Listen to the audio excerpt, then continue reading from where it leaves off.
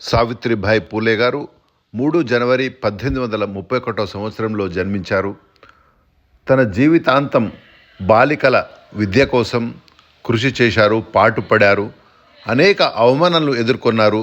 వారు పాఠశాలకు వెళ్తుంటే వారిపై రాళ్ళు విసిరేవారు, పేడ చల్లేవారు. వారు ఎప్పుడు కూడా తనతో పాటు ఒక అదనపుగా ఒక చీరను తీసుకొని వెళ్ళేవారు. ఎప్పుడైతే పేడ విసిరేవారో ఆ చీరను మార్చుకునేవారు. ఈ విధంగా అనేక అవమానాలు ఎదుర్కొంటూ కూడా తన విద్యను కొనసాగించారు.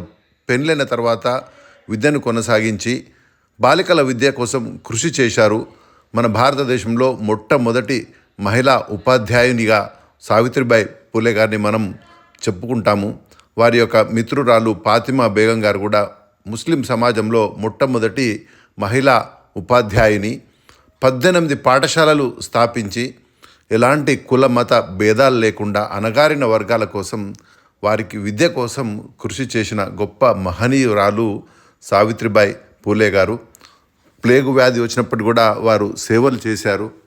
వారి యొక్క సర్వీసెస్ని గుర్తించి బ్రిటిష్ గవర్నమెంట్ కూడా వారికి బెస్ట్ టీచర్ అవార్డు ఇవ్వడం జరిగింది.